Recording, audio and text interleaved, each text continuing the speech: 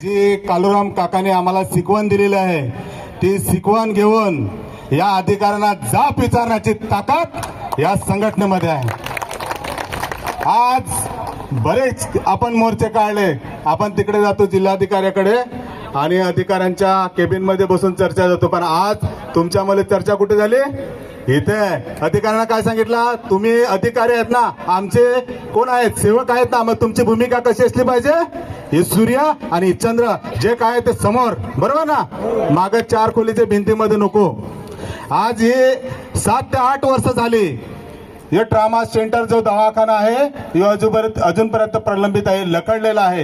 हे आता कोणी दादा एक बोलले का बरेच वर्षापासून अनेक मंत्री येऊन गेले, अनेक लोक इथे पुढारी येऊन गेले, ते काय झालंय?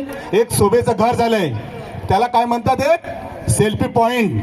अधिकारी येऊन फक्त फोटो काढतात आणि पेपरला देतात। अरे या ना, निधी कमी नाही तर निधी घेऊन या ना, फोटो पाडायला कशाला येतात? बरोबर आहे का चुकीचं आहे? बरोबर आहे। निधी घेऊन येत नाही, मंत्री येऊन गेलं, अनेक मंत्री येऊन गेले तर फोटो काढून गेलं, निधी घेऊन नेले। आज अधिकारी काय बोलले? निधी मिळत नाही। अरे निधी मिळत नसेल, भेटत नसेल, निधी तुमच्याकडे नसेल तर आम्ही भीक मागून तुम्हाला देऊ, देऊ का नाही? द्यायची ताकद आहे का नाही? तुम्ही सांगितलं 2 ते 3 महिने तर आम्ही थांबू। 2 ते 3 महिना जर तुम्ही तुमचं जर हे काम पूर्ण केलं नाही तर आम्ही भीक मागा आंदोलन चालू करू। करायचं का नाही? आणि बांद्री प्रकल्प जो आहे, आता शेतकरी बोललेले आहेत, हे आम्ही फक्त इशारा द्यायला आलोय, बरोबर ना? जिथं दुःख आहे आता इथं आंदोलन नाही होणार। जर पाणी देण्याचा जर प्रयत्न जर अधिकाऱ्यांनी केला तर आंदोलन त्या बंधाऱ्यावर होईल, त्या डॅमवर होईल। सगळे अधिकारी तिथे आम्ही बोलवू आणि तिथे आम्ही जाब विचारू। विचारायचं का नाही? आता ते मॅडमने बोलले 7 जल जीवन मिशनचं जे पाणी आहे त्या 133 ग्रामपंचायतीच्या 7 ग्रामपंचायतला जे पूर्ण झालेलं आहे, बरोबर ना? मग आता ती 7 ग्रामपंचायतची यादी आम्ही घेऊ, कोणकोणत्या ग्रामपंचायतला कुठं कुठं पाणी पूर्ण झाले तर आम्हाला बघू।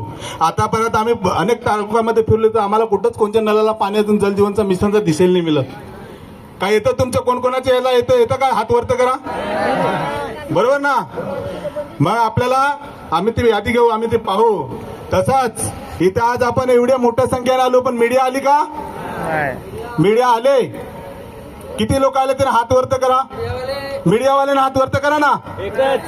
एक यो मीडिया आला नाही, ह्याच्यासाठी जोरदार टाळ्या मारा, त्याचं स्वागत करा। काही आपल्यासाठी आहे। मंत्री आला तर चुंबाडी पडते, चुंबाडी याचा वाईट घेऊ का त्याची घेऊ, पाहता का नाही टीव्हीवर? मग एवढा मोठा जर जिल्ह्यातला प्रश्न आहे ट्रॉमा सेंटर दवाखान्याचा, मग इथे मीडिया का नाही? हा प्रश्नचिन्ह आहे। आम्ही संघटना म्हणून प्रश्नचिन्ह करतोय, तुमचंही स्वागत आम्ही करतोय। आणि आता याच्या पुढे जे काय आपले जे काय आंदोलन होतील ते आंदोलन अशाच पद्धतीने होतील, जिथं दुःख तिथंच इलाज केला जाईल, अधिकाऱ्यांच्या तिकडे जाणार नाही, बरोबर? तसेच या कार्यक्रमासाठी, या मोर्चासाठी ज्या ज्या लोकांनी आणि कार्यकर्त्यांनी, आमच्या तालुका कमिटीच्या सदस्यांनी, तसेच जिल्हा कमिटीच्या सदस्यांनी, तसेच इतर ज्या सर्व कार्यकर्त्यांनी या मोर्चाला ज्याने ज्याने हातभार लावला त्या एक सर्व आम्ही कमिटी म्हणून त्यांचं आम्ही मनापासून धन्यवाद आणि स्वागत करतोय। असंच सहकार्य करत राहा आणि पुढचे जे संघर्ष आहे तो आपण असाच करत राहू, असंच पुढे चालत राहू। आणि आता ह्या मोर्चाची असं कोणाला वाटत असेल का लढाई संपलेली आहे, ही लढाई संपलेली नाही। ही अधिकाऱ्यांना आपण काय आलोय, फक्त इशारा दिलाय आणि अधिकारी काही लोकांना वाटत कमी संख्येने आलेत, याच्यापेक्षा दुसरा मोर्चा असेल यो 10 पटीने असेल। प्रत्येक गावागावामध्ये जाऊ, प्रत्येक घराघरात चुलीपर्यंत जाऊ आणि आम्ही आमचा जो झोपलेला माणूस आहे, शांत बसलेला माणूस आहे, त्याला जागृत करू।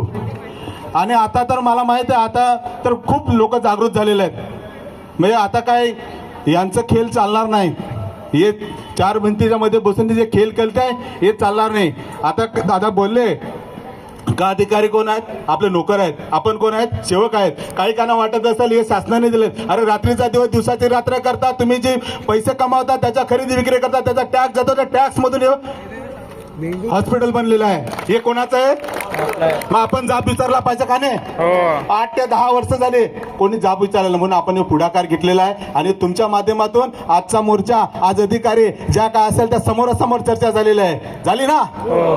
असेच सहकार्य करत राहा आणि असंच पुढे आपण असंच संघर्ष करत राहू. आणि जे पत्रकार आलेत,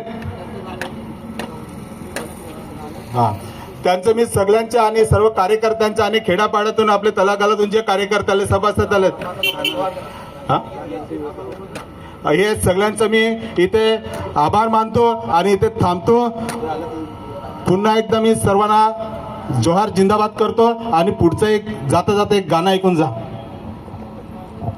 गणेश दादांनी जे सांगितलं का ही जी संख्या